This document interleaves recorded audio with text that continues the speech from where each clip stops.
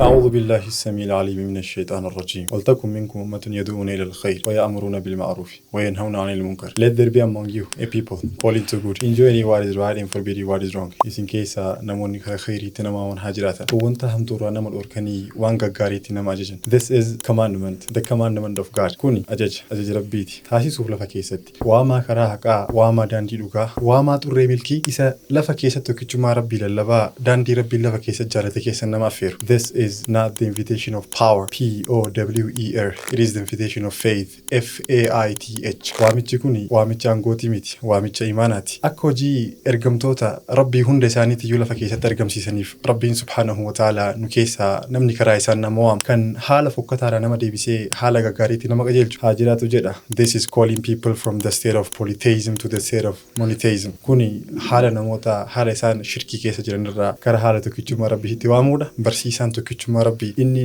tokkichummaa rabbiitiif masakamee tokkichummaa rabbiitiif nama saku kan karaa rabbii keessa nama waamu haa jiraatu jedha. Guyyaa har'aa fedha rabbiitiin sagantaa mahduree daa'iin tokko yookiin waamaan karaa rabbii keessa ta'e tokko namoota haala isaan shirkii keessa jiran san keessaa haala tokkichummaa rabbiitiin waamuudhaan dursa ulaagaalee akkam guuttachuu qaba yookiin ulaagaaleen isaaf dirqamsiisoo taate ulaagaalee maaliiti waan jiraa dubbachuudhaaf deema. Maashaa Allah, baarakallahu fiik. Wallahi akka ajaa'ibaatti ibsitee mahduree keenya guyyaa har'aa jalqabuudhaaf deemnu galatoomii ulfaadhu. Bismillahir Rahmaanir Rahiim.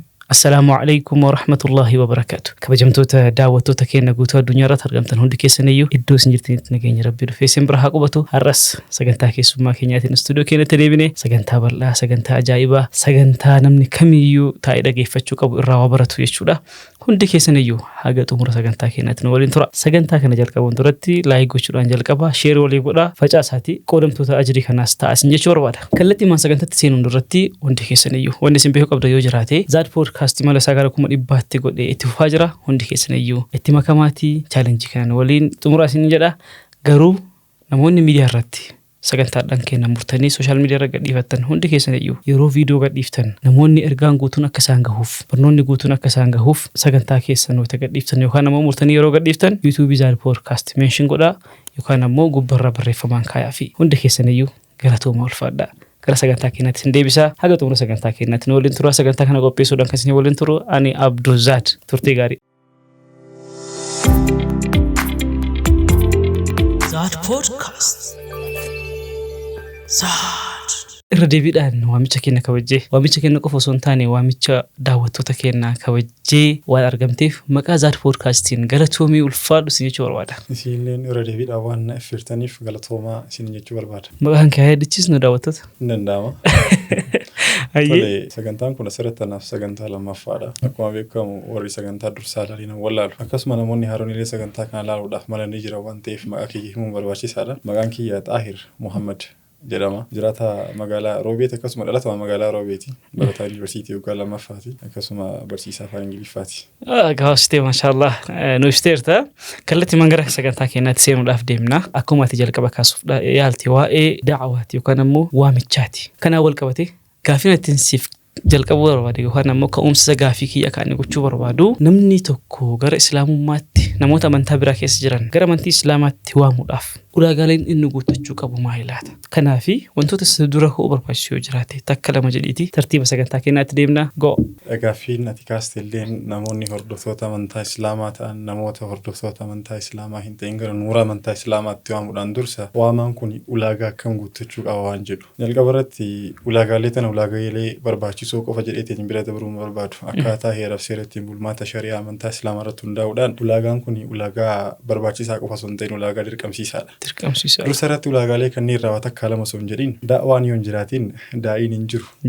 Waamichi yoo hin jiraatin waamaan hin jiru. Guutumaan guututti waamichi kun seera shari'aa amantaa islaamaa keessa sadarkaa maal qaba? Da'waa jechuun maali waan jedhu irraa takka lama tuqanii bira daruun barbaachisaadha. Hawaasa keessatti hedduu tokko beekamaadha gaafa da'waa jedhan kara sirriitti, kara milkeetti, kara haqaatti wal waamuu akka ta'e. Guutumaan guututti garuu waamichi haqaa kun ulaagaalee akkam of keessaa qabaa fi sadarkaalee akkam of keessaa qaba waan jedhutti seenuun dirqama waan ta'eef sadarkaa isaa kaasuudhaaf dirqame jechuudha. Akka barnoota amantaa Islaamaa irratti namni tokko karaa khayriitti nama waamu jechuun mindaarraa waan guddaadha, hojiirraallee waan caaltuudha. Rabbiin Qur'aana isaa keessatti daa'waa kanallee ol kaasee daa'illee gaafa waliin ol nuuf kaasu hojiin kun hojii sadarkaa guddaa qabu ta'uu Qur'aanuma isaa keessatti dubbata. Jalqaba irratti qabxii takka ifa godheetiin karaa waan amma dubbadhe kanaatti ce'uudha barbaada. Rabbiin suuraa Aali Imraan suuraa sadaffaa lakkoofsa 104 irratti daa'waa kana dirqama godheetiin nurra kaa'e malee fedhii godheetii miti. Dirqama godheetiin nurra kaa'e gaafa sin jedhu aayanii 104 suuraa Aali Imraan boqonnaa 3 kun guutumaan guutuu wanti inni agarsiisu ummata kana keessa daa'iin yookiin waaman karaa milkii karaa haqaa jiraachuu qaba jechuudha. Rabbiin maal jedha waltakum minkum ummatun yad'uuna ila alkhayri wa ya'muruuna bil ma'ruufi wa yanhawna 'anil munkar. Let there be among you a people calling to good, enjoying what is right and forbidding what is wrong jaa. Isin keessaa namoonni gara khayriitti gara toltuutti nama waaman haa jiraatan. Kan wantoota gaggaariitti nama ajajaa waan hamtuurraa nama dhorkan jaa. Haa jiraatan jechuun Rabbiin as bira kaa'e kuni it's known as commandment, dirqama yookiin ajaja jedhamuudhaan beekama. Guutumaan guutuutti garuu ajajni tuni yookiin dirqamni tuni sadarkaan isin Islaamummaa keessa qabdu sadarkaa nama tokko qofaaf ol fuudhamiinsa yookiin sadarkaa nama tokko qofaaf mindaa gaarii osoo hin ta'in sadarkaa caalummaa uummanni Muhammad salaatu rabbi wasalaamu alayhi ummata isin duraa irratti argate kan of keessaa qabdudha. Guutumaan guutuutti beekamaadha. Yeroo hedduulee numa dhageenya. Uummanni Muhammad kun ummata isin duraa irra caalaa ummataati gaafa jennu. Garuu ulaagaa ittiin caalchise Rabbiin Qur'aana keessatti dubbata. Suuraa Aali Imraan boqonnaa 3 lakkoofsa 110 irratti maal jedha? You are the best of nations produced as an example for mankind. You enjoy what is right, you forbid what is wrong and you believe in Allah jedha. Isin caaltuu dhala namaa kan isin duraa taatan fakkeenya namaa ta'uu keessatti. Wantoota hamtuurraa wal dhorkitan waan gaggaarii wal ajajjan akkasuma Rabbitti illee amantanii jira. Rabbiin ulaagaalee sadan kanaan ummata Muhammad kana ummata isin duraa irratti ol taasise. Uummanni Muhammad kan kafaree fi kan amanallee ummatuma isaaniitti erga gaafa isaan ergamaniiti salaatu rabbi wasalaamu alayhi. Garuu ayaanni kun kan as biratti irraa baanaatiin hin jiru. Isa kaafiraa sana sun ta'in isa mu'minaa san. Maaliif jennaaniin Rabbitti amantan jechuuf keessaa qabaan ta'eef ayaanni kun. Ulaagaa sadan kanaan Rabbiin ummata kana ummata isin duraa irra caalchise. Ulaagaa sadan keessaa ulaagaan isin jalqabaa wanta gaariitti ol ajajuudha. Wanta gaarii qofatti ol ajajuu miti wanta hamtuurraallee ol dhorkuudha. Akkasuma Rabbitti illee amanuudha jedha. Mataan dubbii yookiin hidhaan guutumaan guutuu duubaan jiru. Kanaaf namni waan gaariitti ol ajajee warna hamtuurraa ol dhorkee akkasuma Rabbitti illee amanu guutumaan guutuutti hojii ergamtoota hojjete jechuudha. Kanaan ummata Muhammad kana Rabbiin subhaanahu wa ta'ala ummata isin duraarra ol fuudhe maaliidhaan amantama kanaan ol fuudhe waan gaggaariitti ol ajaju wanta hamtuurraa ol dhorkuudhaan jechuudha. Kuni guutumaan guutuu ayaanni kun sharafa waan qabdu agarsiisaa jechuudha. Karaa Rabbii keessa nama waamu jechuun wantoota gaggaarii namatti himuudha. Wanta hamaarraa nama dhorkuudha. Akkasuma Rabbitti illee amanuu kan of keessaa qabu. Rabbiin suuraa biraa keessa maal jedha? Suuraa Fussilat boqonnaa 41 lakkoofsa 33 irratti. Waman ahsanu qawlan mimman da'a ila Allahi wa amila salihan wa qala innani min al-muslimin jaa. And who's better in speech than he who invites to Allah and does righteous deeds and said that I am one of the Muslims. Nama karaa Rabbii keessatti nama affeere. Akkasuma hojii gaggaarii hojjeteet lubbuu fi muslimtoota irraa jedhee labsee mirkaneessa irra eentu jecha caaltuu dubbate gocha caaltuu hojjete jedha Rabbiin subhaanahu wa ta'ala. Ulamaa'ni gaafa suuraa Fussilat suuraa 41 lakkoofsa 33 kana istinbaat irraa godhanii hiikan ayaanni Rabbiin suuraa tana keessa dubbataatiin hin jiru tan fadaa'il yookiin sadarkaa da'awaa agarsiisu kun guutumaan guututti caaltummaa da'awaan hojii mara irratti qabduuf akkasuma caalaan daa'iin tokko namoota kaaniin irratti qabu caaltummaa isaa namoota biraa irratti qabu agarsiisa. Guutumaan guututti agarsiisa. Olaantummaa isaa jechuudha. Rabbiin maal jedha suuraa Aali Imraan suuraa 3 lakkoofsa 104 ulaa'ika humul muflihuun jedha. Warroonni akkasii sunniin jedha dhugumatti isaanan sun milkaa'uudha. Kanaaf milkiin guddaan Rabbiin da'awaa keessa kaa'e kun da'awaa qofa osoo hin ta'in daa'illee isuma hojii ergamtoonni Rabbii salaatu rabbi wasalaamu alayhi lafa keessa barsiisaa turan. Abbaa keenya Adam alayhi salaam irraa kaasee khitaama ergamtoota hundaa Nabi Muhammad salaatu rabbi wasalaamu alayhi lafa keessatti spread gochaatiin turan. Tokkichummaa Rabbii isaan itti waamaatiin turan. Jechoota gaggaarii namatti da'awaan isaan godhaa turan sun guutumaan guututti sadarkaa guddaa akka qabuuf akkasuma namni hojii san isaan irraa dhaaleetiin hojjete caalaa namaa ta'uu Rabbiin Qur'aana keessa kan dubbata. Kanaaf ulamaa'ni maal jedhee suuraa Fussilat suuraa 41 lakkoofsa 33 san waan gaarii qofa dubbachuutti hin dhaabne Rabbiin waman ahsanu qawlan jedhee wama gaarii ittiin jedhanii namatti himan san waan gaarii ittiin nama barsiisan san hojii an argamsiisu waamila saalihan hojii illee biraa qabaachuu qabaa jira. Waan gaggaarii dubbatanii waan gaggaarii hojjechuun guutumaan guututti Islaamummaa keessa da'awaa jechuudhaan beekama sadaqaa jechuudhaan beekama. Ergamaan Rabbii illee salawaatu rabbi wasalaamu alayhi hadiisa isaanii hadiisa sahih Bukhaarii mujallada 8ffaa kitaaba adabaa lakkoofsa hadiisa 14 maal jedhan malkaam nigiggir sadaqaan hojjan jechi gaggaariin sadaqaadha jedhan. Namni waan gaarii dubbatu sadaqaa argate sadaqaa jechuun guutumaan guutuu waan Rabbiin bira jaalatamtuudha. Rabbumatu illee waan gaarii nu ajajaa jechuudha. Gaafa da'awaadha jennu jecha qofaa miti wanta silaa jechaan jenne san guutumaan guutuu gochaan illee argamsiisuudha qabnaa jechuudha. Gochaan argamsiisuu qofatti illee dhaabane rabbiin the declaration of faith amantaa ofii labsatu waqaala innanii minal muslimiin akkasuma ani muslimtoota irraa hin nama jedhe jira. Jalqaba irratti amantaan isaa amantaa islaamummaati inni muslimaa nama fedhinnaa isaa rabbii ol aaneef rabbii samuuf masake san qofatti hin dhaabanne hojii ergamtoota hundaa kan rabbiin lafa keessa jaalatee xurree takkaatii xurree sirrii karaa keessa akkuma suuraa lemaa suuraa sadaffaa lakkoofsa 19 inna diina inda Allahi al-Islaam barnoota amantaa islaamaatitti nama waame karaa amantaa islaamaatitti nama affeere isarra namni jecha caaltuu dubbate hin jiru gocha caaltuu hojjete hin jiru jechaaf keessaa qaba kuni guutumaan guututti wantoota akkanaa kanneen raawwachuun hojii caaltuu mindaa guddoo fi akkasuma khayrii guddoo rabbi biraa qabdu. Ergamaan rabbii illee salawaatu rabbii wasalaamu alayhi barnoonni isaanii wanti isaan nu barsiisaatiin hin turan wanti isaan jechaa fi gochaan nutti agarsiisaatiin hin turan guutumaan guututti oma rabbiin qur'aana keessatti jedhe kanaan wal fakkaata. Caaltummaan da'awaan qabdu gaafa rasuulli salawaatu rabbii wasalaamu alayhi nu barsiisan akkasii waan guddoo taateef akka nu si jajjabaachuu qabnu nuuf himan. Khaliilli rabbii salawaatu rabbii wasalaamu alayhi hadiisa isaanii hadiisa sahih Bukhari mujallada sadaffaa kitaaba qabsoo boqonnaa 154 lakkoofsa hadiisa 2942 irratti akkana jedhan. Sahal ibn Sa'd rabbi irraa jaalatu ergamaa rabbii salawaatu rabbii wasalaamu alayhi kan akkana jedhanii dhagahe jira. By Allah rabbittiin isiniif kakadha. If Allah guides one person through you rabbiin nama tokko karaa keessaniin qajeelchuutu isiniif caala than the finest red camels gaala fayyaa qabdu diimtuu irra jedhan. Rasuulli salawaatu rabbii wasalaamu alayhi gaalli fayyaa qabdu diimtuu rasuulli hojii guddaa mindaa guddaa hojii ergamtoota kanatti fakkeessan zaatichu magaalaa sanii miti. This kind of expression is known as metaphorical expression or physical expression of the camel. Ibsa akkanaa kun ibsa metaphoricalaati malee zaatichu magaalaa san ibsaatiin hin jiru. Ma'anaa isaati. Ma'anaa isaaf keessaa qaba ergaa guddaa jechuudha. Wanni rasuulli hadiisa kana gaala diimtuu fayyaa qabdutti fakkeessaniif gadaa sanitti yeroo ergaman sanitti ummata saniif haala silaa galuu danda'u fi haala silaa isaan fadaa'ila yookiin sadarkaa da'awaa ittiin isaan hubachuu danda'an isaan hubachiisu gaala fayyaa qabu diimtii fudhatan. Gaalli fayyaa qabu diimtuu namas bira baaname kun ibsa irraa kennuudhaaf dirqama. Gaalli fayyaa qabu diimtuun gadaa san keessatti sahaabota biratti akkasuma arabban biratti sadarkaa gam qabdi waan jedhu beekuun barbaachisaadha. Wanti anas biratti hadiisni kun metaphorical expressionidha physical expression miti jedheef illee kan of keessaa qaba jechuudha. Rasuulli gaala fayyaa qabu diimtuun jedhaniif gaalli fayyaa qabu diimtuun gadaa isaan jiran san keessatti waan qabeenya irraa akkasuma wanta silaa sahaabonni fi namoonni biraallee qabaachuu keessa sirrii hawwan ture. Kuni guutumaan guututti ulaagaa guddaa of keessaa qaba. Sadarkaa qabeenya guddaa yeroo saniiti. Qabeenya guddaa yeroo saniiti. Mindaa guddaa yeroo saniiti jechuudha. Kanaaf ergamaa rabbii maal jechuu fedhanii sitti fakkaata. Gaala fayyaa qabu diimtuu jechuun yeroo sanitti arabban ulaagaalee gurguddoo sadiif itti fayyadaman. Jalqaba irratti geejjibaaf transportationidhaaf iddoo tokko irraa kan iddoo biraatti imaluudhaaf akkasuma qabeenya ofii irratti fe'achuudhaaf. Inni lammaffaan soorataaf itti fayyadamu. Foon gaala fayyaa qabu diimtuu sirriitti filatamaadha. Itti aansuudhaan gogaa isaa uffannaadhaaf ho'ifannaadhaaf fayyadaman jechuudha. Gogaa isaa irraa baasanii wantoota uffatanii fi akkasuma wantoota garaagaraatiin tolfachuudhaaf jechuudha. Kana jechuun wanni irraa fedhame gaala jechuun yeroo sanitti waan qabeenya irraa mindaa irraa waan guddaa ta'e wayita sahaabota biratti arabban biratti wanni ergamaan rabbii illeedhaan rabbiin nama tokko kara keessaniin qajeelchutu irra isiniif caalaadha. Wanta isin qalbii keessan keessatti qabeenya irraa mindaa irraa guddaadha jettanii yaadan hundarra jechuuf keessaa qabaa jechuudha. Rasuulli rabbii salawaatu rabbii wasalaamu alayhi kana qofa dubbatanii hin dhiisne hadiisa isaanii hadiisa sahih Muslim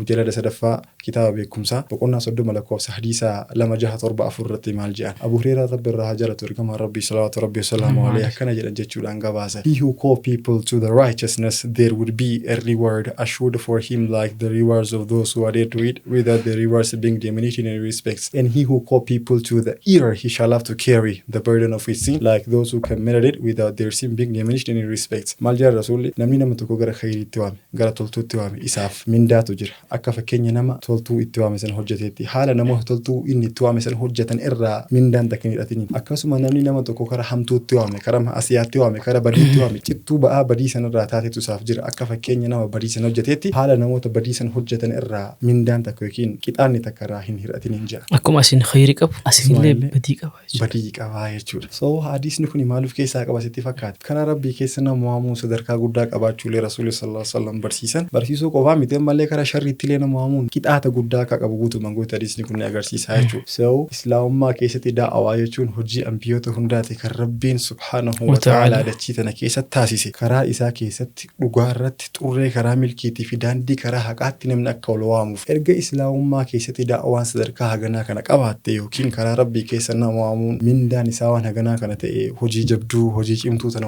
guutuudhaaf ulaagaalee akkam guuttachuu qabna waan jedhu kaasuun barbaachisaadha. Qabxiin hagammaatti kaastee guutuun isaatu fadaa'ila yookiin sadarkaa da'awaa islaamummaa keessatti qabudha malee hagammaatti ulaagaatti hin seenne jechuudha. Ulaagaalee sanatti hin seenne. Yaa maashaa Allah waa hedduu dagadhee jechuudha. Gaafii silaa gaasuu qabu ati kaasteeti irraa nu himte gara tuumilfadhu ulaagaadhaan isaa homaa ilaata.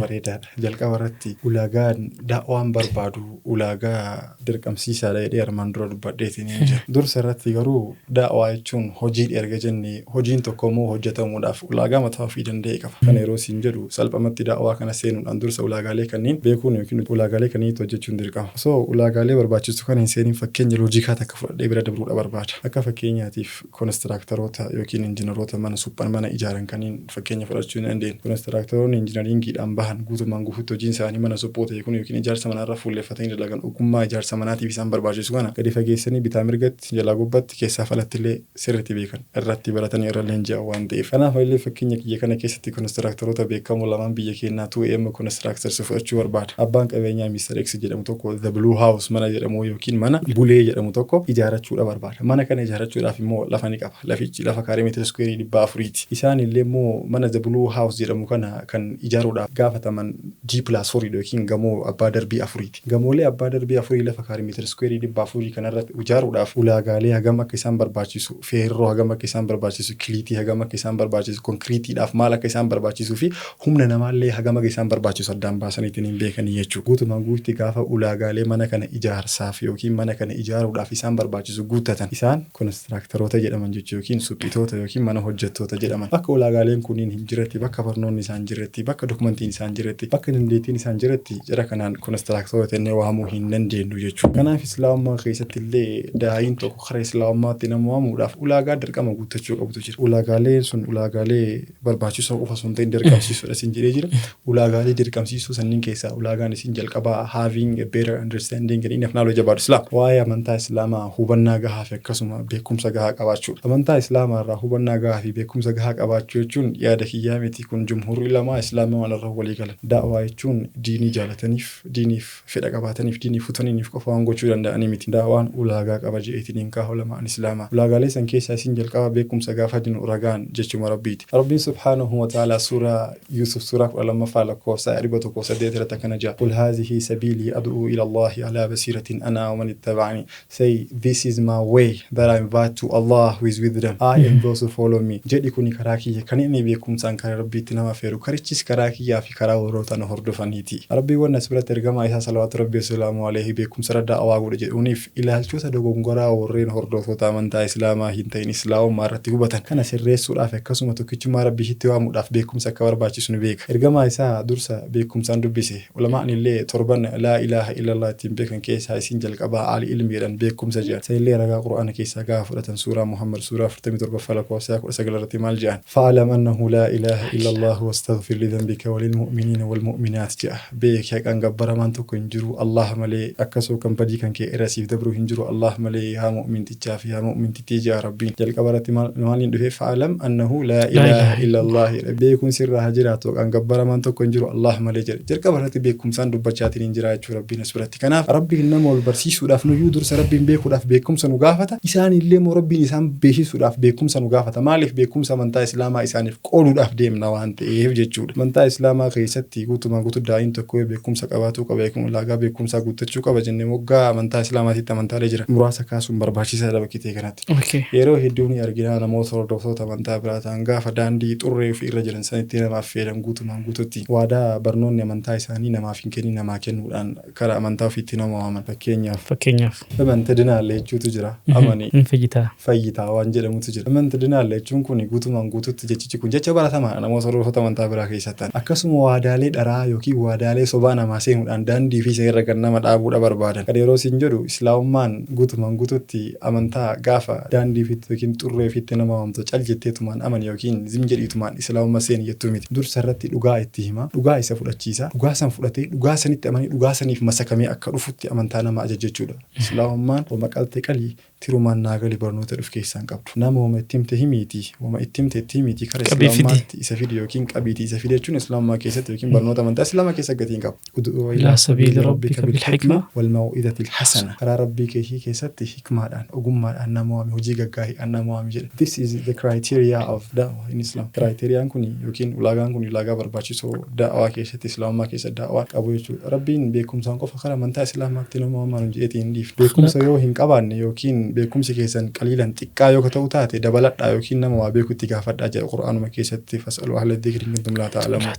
warroota waa beekan gaafadhaa waan hin beeknedha. Kunis maaliif namni gaafa islaamummaatti nama waamu yoo hubannaa gahaa fi bilchina gahaa waa'ee amantaa islaamaa hin qabaatin ragaalee sobaa irratti hundaa'eetiin gara amantaa islaamaatti gaafa nama waamu guutumaan guututti seerri isaa yookiin adeemsi ittiin deemaa jiru sun islaamummaa keessa ma'asiyaa guddaa ta'eetiin dhufa. Rabbiin maal jedha qura'aana isaa keessatti gaafa irraa nu seeru amrii diiniitii waan wal qabatu dhimma rabbiitii waan wal qabatu waan ragaadhaan guutame malee wanta ragaadhaan hin guutamne irraa dubbachuu gaafa nu seeru dhara rabbi irra kaa'u irraa gaafa nu dhorku qura'aana keessa suuratu nahl boqonnaa 16 lakkoofsa 116 akkana jedha waan arrabni keessa rabbi irratti dubbateen yookiin dhara rabbi irra kaa'uudhaaf jecha waan arrabni keessan fideen inja'inaa kuni halaala yookiin kuni haraama dhugumatti warroonni rabbi irra dhara kaa'an hin milkaa'an jedha qura'aana isaa keessatti warroonni rabbi irra dhara kaa'an hin milkaa'an jechuun kun guutumaan guutuu akka barnoota amantaa islaamaa heetti waan rabbiin qura'aana isaa keessatti buusee ergamaan isaa salawaatu rabbii salaamu alayhi dubbatanii hojjetanii alatti wanta biraa waan barnoonni amantaa islaamaa yookiin shari'aan barnoota amantaa islaamaa nama hin barsiisne waadaa dharaa namaa seenaa karaa islaamummaatti nama uumachuun guutumaan guutummaa asiyaa guddaadha jechuudha. Tana qofa dhiisni rabbiin suuraa jaffaa lakkoofsa 93 irratti akkana jedha waman adlamu mimman iftara ala allahi alkadiba nama rabbi irra dhara kaa'ee caala eentu lubbuu fi miidhe yookiin eentu lubbuu fi dhallameera rabbiin subhaanahu wa ta'ala san qofatti illee dhiifne ammallee ayatuma biraa keessatti rabbiin maal jedha suuraa saffaa suuraa 61 lakkoofsa 7 irratti waman adlamu mimman iftara ala allahi alkadiba wa huwa yad'u ila alislam jedha nama karaa rabbii keessatti osoo nama waamu rabbi irra dhara kaa'eerra eentu lubbuu isaa miidhe yookiin isarra eentu miidhaa raawwatee jedha reefta nama arsiif kaahee sagantatee seenii fadaa'ila da'waan qabu islaamummaa keessa jedhee suuraa fussilat boqonnaa 41 lakkoofsa 33 sansiif kaasitiin hin jira waman ahsanu qawlan mimman da'a ila allahi wa amila saalihan wa qaala innanii minal muslimiin jechuun namni karaa rabbii keessa nama waamu hojii gaggaarii hojjete isarra jecha caaltuuf gosa caaltuu namni hojjetan jiru jedha namni osoo karaa rabbii keessa nama waamu immoo waan rabbii hin jenne jedhee dhara rabbi irra kaa'aa karaa islaamummaatti nama waamu isarra namni miidhaa hojjete hin jiru yookiin lubbuu fi dhallame hin jiru lubbuu fi miidha hin jiru jedha rabbiin subhaanahu wa ta'ala. Kuni barnoota amantaalee 4,200 ol kan fuula addunyaa tana keessa jiran keessa amantaa islaamaa qofa keessatti argamu amantaan takka fuula dachii tana keessa jirtu amantaan takka kan namoota gaara amantaa keessanii tawaamtan dhara rabbi irraan kaa'inaa dhugaa qofa dubbadhaatii gara amantaa keessanii waamaa jettu hin jirtu amantaan islaamummaa seera kana qabaachuudhaan amantaalee fuula dachii keessa jiran kamuu keessa amantaa qulqulluu fi amantaa adda ta'eetiin hin jirti jechuu guutummaa. Kanaaf islaamummaa keessatti akkuma reefta na kaase waa maqaaltee qaliitti rumaannaa galiin hin jiru dhugaatti dhugaa fudhatee dhugaadhaan bitamee dhugaadhaan buluudhaaf kara dhugaa haa dhufu jaa rabbiin barnoonni amantaan islaamaa amantaalee kamuun addatti taatu karaa rabbii keessa nama waamuun beekumsa wajjin yookiin ragaa qabatamaa wajjin akka ta'u rabbiin subhaanahu wa ta'ala nuuf hima son qofatti illee dhaabanne rabbiin ahlal kitaaba wajjin keessaa warroota kitaaba kennaman warroota hordoftoota amantaa kiristiyaanaatiif akkasuma warroota judaayizimii warroota jiwush ta'an jechuudha isaanan kanneen kara dhugaatti yookiin kara daandii tokkootii fi kara jecha nuuf isaan jidduutti qixataatee haqa hatta kan nuti waamnu rabbiin subhaanahu wa ta'ala qura'aana isaa keessatti nu ajaja rabbiin suuraa Imraan suuraa 3 lakkoofsa 64 kana jedha qul ta'aalaw ilaa kalimatin sawaa'in baynanaa wa baynakum say come to the common term as between us and you kara jecha nuuf isin jidduutti qixataatee qotta jechichis maal alla na'budu illa Allah that we worship none but Allah rabbiin qofa akka qubaatti gabbaru isatti waa takka kan qindeessine jedha jechi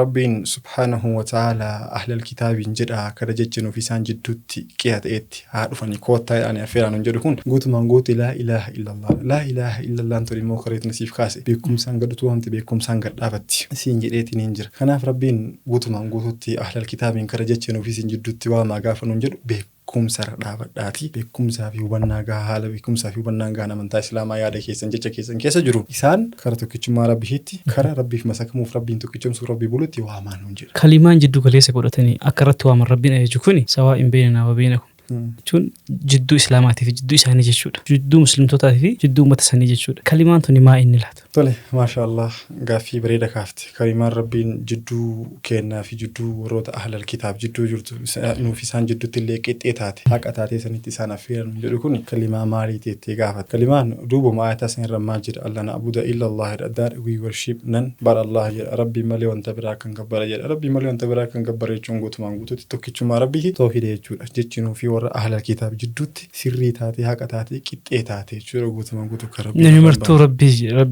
rabbii tokkicha numa jedhee amana garuu filosoofikaalii jechuun amantaa keessa galan kunniin amantaalee silaa buufama kitaabaa wayitti amanan ahlal kitaaba kennaman kanneen guutumaan guutuutti keessumaa hordoftoota amantaa kiristaanaa fudhatte ilaalcha yookiin filosoofii trinity jedhamutti amanan sadeessoo sadiinii jechuu aab wald manfas qidduus abbaa ilma hafuura qulqulluu jechaadhaan amanan. Abbaan ilma hafuura qulqulluu jechuun kun this is philosophiidha akkana jedhaniitiin amanan. Garuu barnoonni amantaa isaanii guutumaan guutuu tokkichummaa Rabbii barsiisa macaafa qulqulluu keessa yoo dubbiste keessumaa jechoota sarara diimaa keessa jecha Yesuus Kiristoos alayhi salaam afaan ofiitiin dubbate jechuudha. Kara jechi nuuf isaan jidduutti haqa taateetti gaafa siif deemu jechi nuuf isaan jidduu haqa taate kun islaamummaa keessa qofa osoo hin ta'in kan barsiifamaa ture jechichis tokkichummaa Rabbii isin jedhee jira. Islaamummaa keessa qofa osoo hin ta'in jechi kun kan barsiifamaatiin hin jiru yookiin kan barsiifamaatiin hin ture macaafuma qulqulluu keessatti illee Yesuus Kiristoos alayhi salaam barsiiseetiin hin jira. Awwal irratti osoo jechi tokkichummaa Rabbii achi keessa jiru si hin ce'in dursa wangeela Maatiyos boqonnaa 5:17 rayyuu takka sirreessuudha barbaade yookiin isii kaasuudha barbaade. Jecha wangeela Maatiyos boqonnaa 5:17 rayyuu takka dubbadheetiin bira dabruu barbaada. Yesuus Kiristoos maal jedha alayhi salaam, think not that I have come to destroy the law or the prophets. I've come not to destroy but to fulfill. Seera ergamtoota faallessuu dhufe nan sa'ina. Ani seera ergamtoota faallessuudhaaf hin dhufne. Seeruma san hojiirra oolchuudhaaf dhufe malee jira. Seerri ergamtoota Yesuus Kiristoos dura turanii kan seera isaanii sana Yesuus Kiristoos diiguudhaaf hin dhufin seeruma san hojiirra oolchuudhaaf dhufe wangeela Maatiyos boqonnaa 5:17 jedhu kun seerri Rabbiin subhaanahu wa ta'aalaa itti isaan affeeraan hin jedhu seera Yesuus Kiristoos dubbataa jiru kanaan wal fakkaata. Seerri Yesuus Kiristoos dura jiru lafa keessa maali waan jedhu macaafni qulqulluun ragaa gahaa siif kennuudha hin danda'u. Kanaaf seera ergamtoota isaan dura jiranii san beekuudhaaf guutumaan guututti ragaa qura'aana keessaa yookiin kitaaba wahii xumuraa isa harki namaa hin seeninii fi tikfamaa kitaaba ta'erraa kitaaba qulqulluu kanarraa ragaa fudhachuu si barbaachisa waan ta'eef gara qura'aanatti ce'uudha barbaada. Seerri Yesuus Kiristoos ergamtoota asiin duraa inni faallessuudhaaf hin dhufne kan sanuma qofa hojiirra oolchuudhaaf qura'aana keessa ibsameetiin hin jira. Rabbiin suuraa Hadiid suuraa 57 lakkoofsa 26-27 irratti maal jedha? Ayata 26 irratti dhugumatti nuti Nuuhii fi Ibraahimillee ergineetiin hin jirra akkasuma hortee isaanii keessaa nabiyyootaa fi kitaabota hedduulee taasisneetiin hin jira jedha. Ayata 27 suuraa Hadiid boqonnaa 57 irratti maal jedha? Thumma qaffayna ala asaarihim birusulinaa wa qaffayna bi Iisa ibni Maryama jedha. Erga sana faana isaanii faana nabi Nuuh faana nabi Ibraahim alayhi salaam faana isaanii kanarra ergamtoota keenya hordofsiifne akkasuma Iisaa ilma Maryamillee faanuma ergamtoota isaan dura ergamanii san irratti isa hordofsiisne seera isaaniitii waa wal fakkaatu hin jira. Guutumaan guutuu barnoonni suuraa Hadiid boqonnaa 57 lakkoofsa 26-27 jiru kun wangeela Maatiyos boqonnaa 5:17 akka jiru kanaan wal fakkaata. Seera Yesuus Kiristoos faallessuudhaaf hin dhufe nan sa'inaan seera ergamtoota faallessuudhaaf hin dhufne isuma san hojiirra oolchuu dhufe malee kan jedhu. So we have to know that what was the law of all the prophets. Seerri ergamtoota hundaa maal ture seerri Yesuus Kiristoos irratti ergame sun waan jedhu kaasuun barbaachisaadha. Guutumaan guutuu Rabbiin qura'aana isaa keessatti ergamtoonni hundi isaaniitii Rabbiif masakamaa akka ta'anii fi wahiin dursa isaan irratti taasifame tokkichummaa Rabbii ta'uu dubbata. Garuu macaafni qulqulluu ragaa qabatamaadhaan ragaa ifa bahaadhaan akkasuma jecha silaa guutumaan guututti fudhatama qabeessa ta'een ergamtoonni hundi isaaniitii Yesuus Kiristoos gooftaa ta'uu mirkaneessuudhaaf dhufan kan jedhu hin jiru bakka takkatti hin ibsamne. Garuu amantaalee ergamtoota hundaatiif seera ergamtoota hundattiin erga Rabbiin quraana keessa gaafa nuufimu suuraa Al-Anbiyaa suuraa 21 lakkoofsa 25 irratti akkana jedha. Wamaa arsalnaa min qablika min rasuulin illaa nuuhii ilayhi annahu laa ilaaha illaa ana fa'budni. And we send not any messenger before you except that we reveal to him that there is none is worthy to worship except me, so worship me. Yaa Muhammad ergamtoota irraa tokkoon isaanii si dura argine isaan irratti wahii goonu malee beeksisa buufnu malee maal haqaan gabbaramaan tokko hin jiru Allah malee Allah qofa kophaatti gabbaraadha. Seerri ergamtoota hunda irratti bu'ee fi seerri Yesuus Kiristoos ergamtoota sanarraa fudhatee karaa isaaniirra deemaatiin dhufe laa ilaaha illaa ana fa'budni ture haqaan gabbaramaan hin jiru Rabbii tokkicha malee Rabbii tokkicha gabbaraadha tokkichuma Rabbii barsiisuudhaaf ergame jechuudha. Akka irra hedduun hordoftoota amantaa kiristaanaa guutumaan guutuu jechuun garuu irra hedduun isaanii yaadaniiti Yesuus Kiristoos angoo gooftummaa yookiin angoo gooftaa ta'uu saniif kennuuf osoo hin ta'in wanni inni itti ergame akkaataa macaafa qulqulluu keessatti ibsame irratti hundaa'uudhaan angoo gooftummaa fi osoo hin ta'in angoo tokkichummaa Rabbii lafa keessa barsiisuudhaaf akka ergame macaafni qulqulluun ragaa baha. Kitaaba Deuteronomy kitaaba seera keessa deebii boqonnaa 6 lakkoofsa 4 maal jedha? Hear O Israel, the Lord our God, the Lord is one. Dhagahi yaa Israa'el Waaqayyo gooftaan keenya Waaqayyo isa tokkichaa jedha. Yesuus Kiristoos guutumaan guutuu barnoonni isaa barnoota ergamtoonni isa dura turan nabi Nuuh, nabi Ibraahim, ambiyoonni hundi isaaniitii ergamtoonni hundi isaaniitii qura'aana keessatti ittiin ergaman jedhee Rabbiin ragaa bahusanii wal fakkaata. Kan kana jedhaatiin hin jiru yookiin Rabbii tokkicha kan jedhaatiin hin jiru qura'aana osoo hin ta'in wangeela yookiin macaafa qulqulluu jechuu guutumaan guutuu. Kitaaba seera keessa deebii boqonnaa 6 lakkoofsa 4tti dhagahi Israa'el Waaqayyo gooftaan keenya Waaqayyo isa tokkicha jedhee tokkichummaa Rabbii yookiin angoo gooftaadhaaf kennuudhaaf dhufe malee guutumaan guutuu angoo gooftummaa dhuunfatee ani gooftaa jedhee barsiisuuf akka Yesuus Kiristoos alayhi salaam hin ergame guutumaan guututti wal fakkaataa jechuudha. Ammallee reeffa maal jedhe Yesuus Kiristoos alayhi salaam seera ergamtoota irratti ergame siin jedhe seera ergamtoota turanii nuufa nabi Nuh ture alayhi salaam nabi Nuh muslima ta'uuf akkasuma rabbiif bitamuuf rabbiif masakamuu rabbiif bulurratti ergamuu qur'aanii ragaa gaha bahu suratul Hud boqonnaa 11 lakkoofsa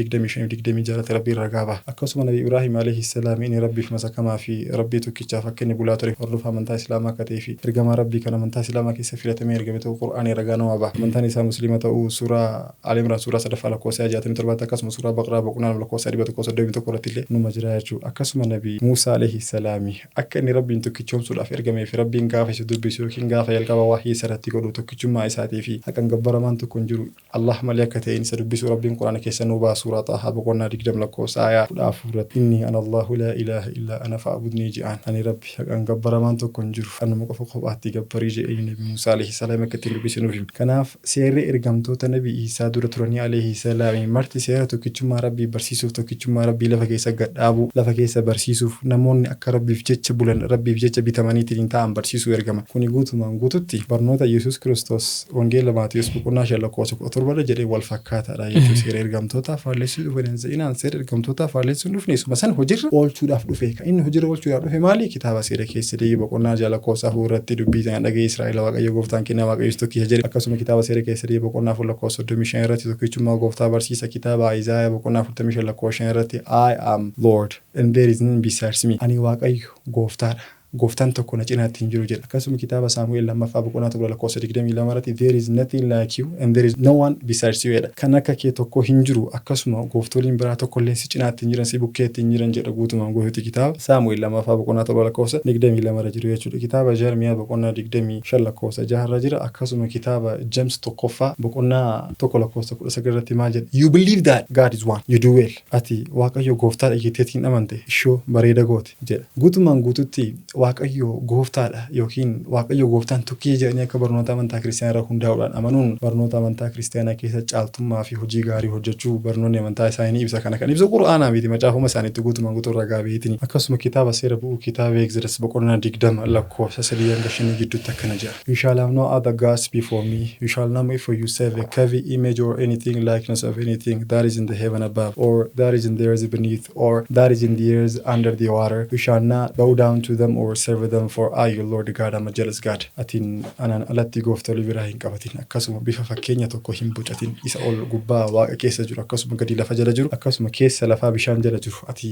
fakkeenya kanaaf hin sagadin isaaniif hin hojjetin ani waaqayyo gooftaan kan kee waaqayyo hinaafaa jedha guutumaan guututti kuni angoo tokkichummaa rabbii barsiisuu keessattiif akkasuma rabbiin alatti wanta biraa gabbaruu guutumaan guutuu dhooguu keessaa kitaabni seera bu'uu boqonnaa 20 lakkoofsa 3 jiru kun ni barsiisaa jechuudha san qofatti illee dhaabanne kitaaba Deuteronomy kitaaba seera keessatti boqonnaa 7 lakkoofsa 5-7 jedhutti illee guutumaan guutuu barnoota kanaan wal fakkaataadha jechuudha. So akkaataa heeraaf seera ittiin bulmaata amantaa kiristaanaa irratti hundaa'uudhaan seerri rabbiin qur'aana keessa jiru suuraa Al Imraan suuraa 3 lakkoofsa 64 jiru jechi nuu fi warroota kiristaanaa jidduutti illee haqa taate yookiin sirrii taate tokkichummaa rabbiitiif bulu tokkichummaa rabbiitiif masakamuudha jechuudha. Yesuus Kiristoos alayhi salaamii kan ergameef tokkichummaa rabbiitiif nama waamuu tokkichummaa rabbiitti nama geggeessu ture jechuudha. Rabbiin illee ragaa qur'aana keessa ba'uuf maal jaa rabbiin suuraa Maryam suuraa 19 lakkoofsa 36 inna Allah rabbi wa rabbukum fa'buduhu hadha siratun mustaqim jaa nabi alayhi salaam jedhe rabbiin ranuufima Allahan yookiin rabbiin dhugumatti gooftaa kiyyaa fi keessanii suma qofa gabbara islaamummaa illee daandii sirrii xurree qajeeltoodha yookiin xurree sirriitii jaa akkuma rabbiin jedhe waman yabtaghi ghayra al-islaami diinan falan yuqbala minhu huwa fil aakhirati minal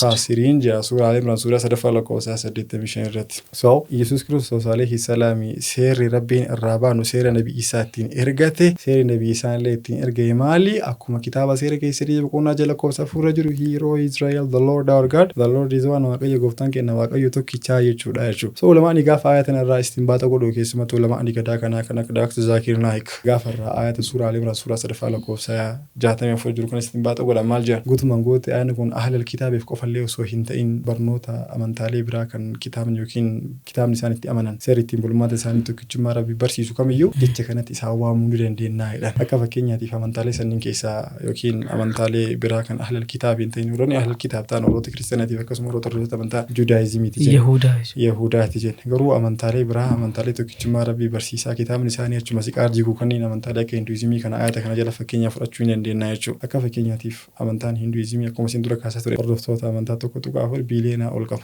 amantaan kun guutumaan guutuutti ilaalcha pantheism jedhaniitti amanan pantheism means believing that God is in everything and that everything is in God which is logically believing that God is everything everything. Amantaan Hinduizimii ilaalcha penteizimii qaba. Ilaalcha penteizimii jechuun wanti silaa jiru marti gooftaa keessa jira akkasuma gooftaa illee waan silaa jiru mara keessa jira karaa biraatiin gooftaa waa mara jedhanii wanni martuu gooftaadha. Wanni marti gooftaa, namni gooftaadha, mukni gooftaadha, jaldeessi gooftaadha, aduun gooftaadha, baatiin gooftaadha, bishaan gooftaadha, dhagaan gooftaadha. Isaan wanni marti gooftaadha jedhaniitiin hin barsiisan jechuu barnoota amantaa isaanii yoo kitaaba isaanii ka dubbisnu taateef yookiin keessa gabbuunee ragaalee muraasa fudhannu taateef kitaabni isaanii kun guutumaan guutuutti barnoonni inni kennu marallee jechuun dandeenyu garuu iddoolee hedduutti rabbi tokkicha akka ta'eef akkasuma tokkichummaa gootaatiif buluu akka qaban ni barsiisa. Akka fakkeenyaatiif kitaaba Upanishad jedhamu kaasuun barbaachisaadha. Afaan Hindiiti? Of course afaan Hindiiti, afaan Sanskriitiidha. Upanishad jechuun Upanishad jechuun jechoota sadiirraa kan walii dhufe eeguu ta'u guruu jechuudha. Which is mean that in Indian language guruu kii baas bahedee jechuudha. Bakkitee barsiisaa ofii bira dhaqanii taa'u jechuudha. Barsiisaa ofii bira taa'utu Upanishad jedhama. Kitaaba isaanii kitaaba Chandogyo Upanishad jedhu keessa yoo dubbiste kitaaba boqonnaa jaha sekshinii lammaffaa lakkoofsa tokko irratti maal jedha afaanuma Sanskriitiitiin God is the only one without the second jedha. Gooftaan tokkicha kan lammaffaa hin qabneedha guutumaan guututti. Barnoota amantaa Hinduizimii irratti hundaa'uudhaan akka kitaabni isaanii Upanishad Chandogyo Upanishad boqonnaa jaha sekshinii lama lakkoofsa tokko irra jiru barsiistu guutumaan guututti gooftaan tokkicha kan lammaffaa hin qabne jechuudha. Ammallee kitaaba isaanii kitaaba Veedaa dubbisuu dandeetta. Veedaa jechuun the knowledge beekumsa jechuudha guutumaan guututti. Kitaaba isaanii kitaaba Rigved kitaaba 8ffaa faaruu tokkoffaa lakkoofsa tokko irratti maal jedha. Maachi dene dibii samsata jedha afaanuma isaaniitiin all friends do not worship anyone but him alone the divine one praise him alone jedha. Yaa hiriyyoota isaan alatti waan biraa hin gabbarina gooftaa tokkicha isuma qofa kophaatti faarsaa isuma qofa kophaatti qulqulleessaa jedha jechuudha. Barnoonni amantaa Hinduizimii kitaaba Veedaa kitaaba Rigved kitaaba 8ffaa faaruu tokkoffaa lakkoofsa tokko irra jiru maachi dene dibii samsata jedhu kun guutumaan guututti hiriyyoota gooftaadhaan alatti waan biraa hin gabbarina isuma qofa kophaatti gabbaraa isuma qofa kophaatti faarsaa jechuu barnoota akkasiif keessaa qabaa jechuudha. Haa ta'u garuu kitaabni haala kana illee barsiisu akkuma bareetanisiif kaase ilaalchi isaan itti amanan penteizimii ta'urraa kan ka'e kitaabuma kanatu achi siqeetiin kan contradict godha jechuudha. Waan as biratti barsiise kan as qofa keessa hin jiru beektaa tokkichummaan rabbi yookiin rabbii tokkicha ta'uu kan kitaabni Hinduizimii keessatti barsiisu. Akka fakkeenyaatiif kitaaba Shvetashvatara Upanishad boqonnaa jaha lakkoofsa 9 irratti naachasi kasijjanii tannaa jatii paayidha. Almighty God has no parents and has no lord. Gooftaan hin dhalanne haadhas ta'e abbaa akkasuma gooftaa biraas hin qabu jedha guutumaan guututti. San qofaa miti ammallee kitaaba Shvetashvatara Upanishad kitaaba 4ffaa lakkoofsa 19 irratti naatasi partimaa asti jedha. Of him there is no likeness, there is no pasture, there is no image jedha. Gooftaan fakkeenya hin qabu jedha. There is no statue, there is no monument, there is no image, there is no likeness of God. Guutumaan guututti gooftaa kan fakkaatu hin jiru, fakkiin isaa hin jiru, bocni isaa hin jiru, siidaan isaa hin jiru. Wanti gooftaa fakkaatu guutumaan guututti hin jiru jechuu barsiisaa jechuu barnoonni amantaa Hinduizimii. Ammallee barnoonni biraa kitaaba Rigved kitaaba tokkoffaa faaruu 164 lakkoofsa 46 irratti maal jedha. Ikkamsaat Vipra Bahudaa Vedaantii jedha. The wise speak of one reality many ways. Gamni dhugaa tokkicha karaalee hedduun dubbata jedha. Dhugaan tokkichi karaalee hedduun dubbatamu rabbii tokkichatu karaalee hedduudhaan ibsama jechuudhaatti amanan jechuudha. Kana jechuun gooftaa tokkicha maqaalee hedduudhaan waamuu barnoota of keessaa qaba. Akkasuma kitaaba Bhagavad Gita kitaaba 7ffaa lakkoofsa 3 irratti maal jedha. Those whose knowledge is stolen by material desires surrender to the demigods jedha. Isaanan fedhiin isaanii yookiin jaalalli isaanii wantoota material ta'an wantootaaf yookiin meeshaadhaaf bocamanii meeshaadhaaf of kennan harka kennatan guutumaan guututti gooftolii harka ofiitiif bocaniin bulan yookiin gooftolii harka ofiitiin bocanii of kennan jedha. Isaanan harka ofiitiin bocan hundaaf iyyuu seera garaagaraa baasuudhaan seera garaagaraatiin isaan gabbaran jedha. Ammallee kitaaba Bhagavad Gita kitaaba 10ffaa lakkoofsa 3 irratti maal jedha afaanuma Sanskriitiin yooma majamanaa dimcha veddi lookaa maheshwaram asammuuduu samarteeshuu sarva paappai parmuchateedha. Inniin akka hin dhalanne beeku gooftolii aalama kanaa hundaarra gooftaa tokkicha ta'uu kiyya na beeku. Akkasuma namni akkas jedhee amanu sun guutumaan guututti badii kamirraayyuu qulqullaadha is free from all sins jedha. Ma'siyaalee kamirraayyuu yookiin cubbuu kamirraayyuu qulqullaa'aadha jedha. Barnoota amantaa Islaamaa qofa osoo hin ta'in warroonni ahlal kitaaba warroonni kitaaba kennaman guutumaan guututti tokkichummaa rabbiitti akka isaan amanuu qaban kitaabni isaanii ni qajeelcha. Akkasuma warroonni ahlal kitaabii hin ta'in warroonni hordoftoota amantaa Hinduizimii illee ta'an akkaataa hiraaf sirrittiin bulmaata macaafa isaanii irratti hundaa'uudhaan amantaan isaanii guutumaan guutuu tokkichummaa rabbiitti akka barsiisu ni amanama. Isaan nan garuu wanni marti gooftaadha jedhanii waan amananiif ilaalcha penteizimiif keessaa qaba waan ta'eef kuni kitaaba mata duree wal contradict godhaa jechuudha. Okay, kuni hundinuu ragaa sawaa hin beekne nababiin tokkuma jedhu san kalimaa rabbiin jidduu seenaa fi jidduu teessan jiru jedhee rabbiin kaayisantu ragaa kana mara qabataa jechuudha. Walumaa galatti sagantaa kana itti fufuudhaaf kalimaan suni kalimaa laa ilaaha illallah jettu yookaan kalimaa rabbiin tokkicha jettu sana jechuudha. Kalimaa rabbiin tokkicha jettu sana kalimaa isa illee maaliin beekan jedhee ulamaa'ni kaahe waa torba gurguddaa kaahe torban san keessaa akkuma reettana siif kaase fa'aalamannahu laa ilaaha illallah jedha beekumsa qabaachuu qaba. qabxiileen ijoon yookiin dubbiin guddaan wanti nuti qabxiilee kana hunda keessa gabbuunee deep elaboration kennuudhaaf dirqamneef maali? Waamaan karaa rabbii keessa ta'e tokko namoota hordoftoota amantaa biraa ta'an karaa islaamummaatti waamuudhaan dursa beekumsa qabaachuu qaba jechuuf keessaa kan qabuuf san dubbadhe jechuudha. Hayyee kuni qabxii jalqabaati. Qabxii jalqabaan daqiiqaa kana mara yookaan ammoo sa'aatii kana mara yoo fudhate qabxiin lammaffaa waa kan fudhata laata. Meetti nuun deeme maraaf. Qabxiin lammaffaan akkaan dirqamsiistuudhaaf akkasuma akkaan barbaachistuudha jedhetti amanu yoo jiraatte to deliver the message of Islam in exemplary character and conduct. Ergaa amantaa islaamaa haala amala bareedaa of keessaa qabuuf akkasuma akhlaaqa cimaa of keessaa qabu namoota biraan gahu jechuudha. Amala jechuun guutumaan guututti yoo beekumsi illee jiraate adabni hin jiraatiin da'waadhaaf gatii hin qabu jechatu jira. Actions speaks louder than words jedhama. Gochi namaa jecha namaarraa dhiibbaa uumuu danda'a jechuuf keessaa qaba jechuun kun guutumaan guututti. Rabbiin gaafa guutumaan guututti risaalaa amantaa islaamaa nama biraan kennu dirqama tokko kan nurra kaayetu jira. Dirqamichi illee guutumaan guututti dirqama adaba cimaa fi akkasuma akhlaaqa gahaa qabaachuu qabutti kan akeeku guutuu quraanuma keessa wayita dubbatu. Suuratul Nahl boqonnaa 16 lakkoofsa 125 kana jedha. Ud'uu ilaa sabiili rabbika bil hikma wal maw'izati al hasana wajadilhum billati hiya ahsan. Invite to the way of your Lord with wisdom and good instructions and argue with them in a way that is best. Karaa rabbii keetii keessatti ogummaadhaan nama waami. Akkasuma hojii gaggaariidhaan nama waami. Hojiin gaggaariin as bira fedhee maali? Wanta silaa afaan hin jedhan san amaloota gaariidhaan adaba gaariidhaan namatti agarsiisuudha. Akkasuma yoo kan isaan wajjin wal falmitu taate warroota ahlul kitaaba ta'uu danda'a warroota wanta biraan hordofan ta'uu danda'a guutumaan guututti falmii sirrii taatee falmii adaba of keessaa qabduun isaan wajjin wal falmiidha guutumaan guututti. Rabbiin gaafa sunnaa ergamaa rabbii keessa yookiin hojii isaanii keessa hidhannootu isiniif jiran jedhu qura'aan isaa keessa suuraa ahzaab suuraa 33 lakkoofsa 21 irra jiru laqad kaana lakum fi rasuulillahi uswatun hasanaa jedhu dhugumatti jechaaf gocha ergamaa rabbii keessa hidhannoo sirriitu isiniif jiran jedhu ergamaa rabbii salaatu rabbii wasalaamu alayhi akkamitti karaa islaamummaatti isaan nama waamaa tura waan jedhu kan beekuun yookiin kaasuun mandatory dirqamsiisaadha jedheetiin amanaa jechuudha. Rasuulli hadiisa isaanii keessatti maal jedhan hadiisa Sahih Muslim kitaaba 45 boqonnaa 8 lakkoofsa hadiisa 33-29 irratti akkana jedhan I have only been sent to perfect a good character. Ani amala babbareeda guutuudhaaf ergame jedhan guutumaan guututti amalli babbareedni rasuulli salaatu rabbii wasalaamu alayhi guutuudhaaf ergaman amala qur'aana keessatti rabbiin ittiin nu ajajee fi akkasuma amala isaan silaa hojjetanii nutti agarsiisanii akkas ta'an jedhan san guutumaan guutuuf keessaa qabaa jechuudha. Ergaa amantaa islaamaa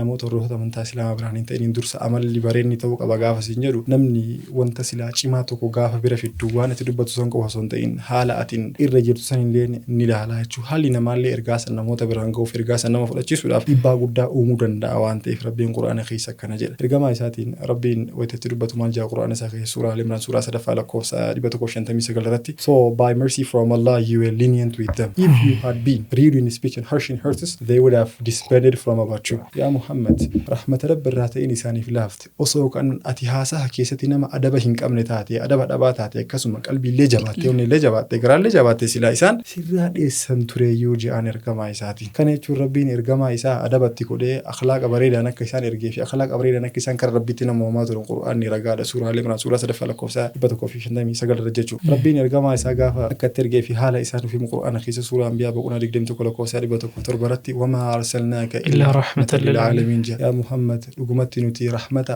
addunyaa kana nama maraaf rahmata goonee malee sin erginee jedha. Rasuulli wanti isaan ittiin karaa islaamaa nama waamaa turan akka namoonni hordoftoota amantaa biraa se'an sayfiidhaan yookiin humnaan dirqiin islaamaa nama fudhachiisaatiin hin turre. Isaan ergaa rabbiin isaan irra wahyii godhe san namoota biraan gahanii akkasuma hojii gaggaariidhaan wanta rabbiin isaan irratti buusan namootaaf agarsiisaatiin hin turan. Gochoonni isaan hojjechaa turan kun immoo namoota hordoftoota amantaa biraa ta'an mushrika Qureesh illee ta'e kan hordofa amantaa kiristiyaanaa illee ta'e akkasuma warroota hordoftoota amantaa Juudaayizimii Jiwish ta'an baay'ee isaanii akka isaan islaamaa imbarees godhe islaamaa fudhataniif isaan kakaasee ture jechuudha. Rasuulli ergamuu isaaniitiin durattiyyuu amala gaariidhaan beekaman amanamummaan beekaman amiin jedhaniin waadaa namaaf galan san guutuudhaan beekaman hin soban gochoota fofokkataa kaniin hin raawwatan sifa isaanii kana rabbiin akkana qulqulleessee amala bareedaa isaan kaa'uun gaafa wahyiin rabbii dhufee isaan irratti wahyiin sun isaan irratti buufamu namoonni isaanuu duruu amanamaadha ergaa wahyiin irratti bu'e amanamummaan isaanii daran jabaachaa dhufe guutumaan guutti islaamummaadhaaf ilaalchi namni qabu sababa amala isaanii bal'ataatiin dhufe roonni Qureesh mushriktoonni Qureesh hedduun isaanii sababa amala rasuula islaamaa qabatan jechuudha. Amala jechuun da'waa keessatti bakka guddaa fi gatii guddaa qaba. Gaafa da'waa goonu amala yoo qabaatan daangaa amantiilee nama biraallee ni eegan. Islaamummaan amantaa nama biraa qeeqaa itti miti yookiin jeeqaa arrabsaa itti miti. Akka warroonni hordoftoota amantaa biraa se'an islaamummaan amantaa seefiin babal'atte yookiin amantaa seefiin dirqiin karaa islaamaatti nama ooftu jedhanii amanan. Osoo islaamummaan amantaa seefiin yookiin dirqiin karaa islaamaatti nama oomtaa itti Rabbiin subhaanahu wa ta'aalaa qur'aana isaa keessatti jedhu silaa jecha kana maal suuraa baqraa boqonnaa 2 lakkoofsa 256 irratti there is not compulsion in the religion la ikraha fi din amantaa keessa dirqiin hin jiru jedha guutumaan guututti. Kanaaf namoonni hordoftoota amantaa biraa ta'an keessumaa namoonni hordoftoota amantaa islaamaa hin ta'in ilaalchi isaan dogongoraan amantaa islaamummaa fudhachaa turan amantaan islaamaa amantaa dirqiin namni nama fudhachiisu yookiin amantaa seefiin bal'attee jiru barnoota amantaa islaamaa keessa gatiin qabu bakka hin qabu. Wannan kana mara kaaseef maali? Namoonni musliima ta'an amantaatti nama waamuu dirqamaan osoo hin ta'in nama karaa islaamaatti hamuudhaaf qaban bil hikmaa Rabbiin ogummaadhaan jedhe ogummaa sanniin keessaa amalli kaarakteriin kandaktiin namaa sirriitti barbaachisaadha waan ta'eef amaloota kanneen tartiibaan suutaan kaasuudhaaf qabxiilee kanneen fudhachuun dirqamsiisaa fi akkaan barbaachisaa ta'e waan mul'ateef pooyintii kana reeyz godhe jechuudha. Daangaa amantiilee naa biraallee eeggadhaa rabbumatu qura'aana keessa nu dirqa. Rabbiin maal jedha qura'aana isaa keessatti gaafa daangaa amantiilee naa biraa hin tuqina yookiin amantiilee naa biraa hin arrabsinaa nun jedhu suuraa 6 lakkoofsa 108 irratti walaa tasubbu alladhiina yad'uuna min duunillahi fayasubbu allaha adwan bighayri ilmin. Yaa warroota rabbitti amantanii hoo dhawaawiin tun waawii jam'iiti maraf keessaa qabdi. Yaa warroota rabbitti amantanii hoo warroota rabbitti hin amanin rabbiin alatti wanta biraa gabbaran hin arrabsinaa isaan illeen jibbaatti wallaalaan malee tasdeebi'anii rabbiin arrabsanii rabbiin subhaanahu wa ta'aalaa qura'aana isaa keessatti irraa nuuf seeraa jechuudha. Kana jechuun guutumaan guutuu wanti nuti hubachuudha qabnu maali? Erga risaalaa amantaa islaamaa haala silaa adabaa fi akhlaaqa cimaa of keessaa qabuun namoota biraan gahuudha qabna jenne sunnaa ergamaa rabbii alayhi salaatu wassalaam hordofuun dirqama. Our job is our duty is to convey the message. Dirqamni nurra jiru ergaa biraan gahuudha malee ergaa isaan fudhachiisu miti. Namni tokko itti yaadee fedhee amanuu danda'a. Itti yaadee fedhee diduulee danda'a jechuudha salphumatti. Erga risaalaan amantaa islaamaa bira geette erga islaamummaan bira gehe booda amantaa san fudhachuu dhabuun isarra jira. Dirqama rabbi nurra kaa'e kan reeffa nasiif kaa'e suuraa Ibraan suuraa 3 lakkoofsa 104 nurra kaa'e san isaan biraan gahuudha. Itti geessuudha. Erga risaalaa kana biraan geenne fudhachuu danda'an fudhachuu dhabuu danda'an. Yoo fudhatan milkiidha. Yoo fudhatan immoo qixaata. Kasaaraadha jechuudha. Bara biraan gahu kanarraa immoo waajibni bu'ee jira. Dirqamni bu'ee jira. Dirqamni nurraa bu'eetiin hin jira jechuudha. Rabbiin maal jedha qura'aana isaa keessatti ergamaa isaa akka hojiin isaanii risaalaa amantaa islaamaa biraan gahuuf yaadachiisu malee wanta biraan ta'an irraa gaafuun himu maal jedha. Suuraa Gaashiyaa suuraa 88 lakkoofsa 21 kana jedha. Fadhakkir innamaa anta mudhakkir. Remind only you are a reminder. Yaadachiisa malee wanta biraa hin taane. Lasta alayhim bimusaytir. You are not over them a controller. Isaan irratti dirqamsiisaa hin taane yookiin mootaa injifataa hin taane kan injifannaadhaan amantaa isaan fudhachiisu rabbiin ergamaa isaarra akkanatti dubbataa jechuu guutummaa guututti. Ulamaan islaamaa gaafa ayata suuraa Gaashiyaa boqonnaa 83 lakkoofsa 21 irra jiru kana wayita irraa istinbaata qo'anii ibaaraarra kan guutummaan guututti dirqamni rasuularra jiru isaa yaadachiisuu fi risaalaa waahii rabbiin irra godhe san isaan biraan gahuudha malee isaan irratti dirqama kaa'ee islaamaa fudhadhaa inni humnaan isaan fudhachiisu hin danda'u jecha kaan. Ibni Kasiir rahimahullahu rahmata waasi'a kitaaba isaa kitaaba tafsiiraa mujallada 4ffaa lakkoofsa fuula 363 hanga 365 jedhutti gaafa himu maal jedha. The prophet is not a dictator, he is a messenger. Rasuulli sallallahu alaihi wasallam gabroonfataa miti. Inni maalinni ergamaadha malee ergaa san kan biraan gahu jedheetiin kitaaba isaa keessatti tafsiira kanatti kaa'ee jechuudha. Dirqamni rabbiin ergamaa isaa kaa'ee maali? Fazakir yaadachiisu qofa. Ayata biraa keessatti rabbiin akka ergamaa rabbii salaatu rabbii salaamu alayhi wa rabbii isaa irra wahii godhe qofa geessuudhaaf ergama yeroo dubbatu maal jedha rabbiin suuraa Yunus suuraa 10ffaa lakkoofsa 99 irratti barnootuma kana wal fakkaatu ka'a. Akkasuma suuraa 3ffaa lakkoofsa 40 irratti illee barnoota kana fakkaatu ka'a jechuu guutumaan guututti. Risaalaa amantaa islaamaa keessatti amantaa islaamaa adabaa fi haala gaarii namoota biraan gahu jechuun akka namoonni islaamummaa jaalataa ergaa nuti ittiin dhufe san namarraa jaalataa fudhatan guutumaan guutuu gochuu danda'a waan ta'eef qabxiin lammaffaa qabxiin ijoon isin dirqamsiistuun guuttachuudhaaf nu barbaachisu yookiin namni daa'ii tokko guuttachuudhaaf qabu maali? Karaa rabbii keessa gaafa nama waamu ergaa amantaa islaamaa bifa adaba gaarii akhlaaqa gaarii qabuun namoota biraan gahuudha jechuu salphumatti. Qabxiin tun immoo qabxii ijoodha. Walumaa galatti qabxiiwwan yookaan ammoo ulaagaalee namni islaamummaatti nama waamu tokko nama amantaa biraa keessa jiru gara islaamummaatti waamuudhaaf guutuu qabu keessaa tokkoffaan ilmiidha lammaffaan ammoo amala gaariidha akhlaaqa gaariidha. Lachuu ammoo wal malee hin deeman tokkorraa adda baanaan feel hin kufaa jechuudha. Kanaafiyyuu sadaffaa afraffaa jennee itti fufaa jirra waan ta'eef qabxiiwwan itti aanu taatarruuti. Kabajamtoota daawwattoota keenya sagantaa keenya takka lama jennee jalqabne akkaataa yookaan ammoo namni daa'waa godhu tokko ulaagaalee inni guutuu qabu jennee jalqabne maalummaa daa'waa sadarkaa daa'waa waan jedhu keessa deebi'e dargaggeessi lafaa dhufaan Xaahir Muhammad sadarkaa kanatti beekumsa jabaa qabu diippilii keessa gabbu'ee waan barateerraa waan dubbiseerraa nuuf himee jira. Hundi keessan yoo dhageeffattanii waa wahii yookaan ammoo barnoota guddaa karaa argattan abdii qaba. Akkasuma amma achis turtii amma achis taasifnu keessattis nu waliin teettanii akka dhageeffattan isinin jedha. Kun dhaamsa kiyya gara sagantaatti isin deebisa. Boqonnaa tokko fudhannee walitti deebina. Zaad Podcast.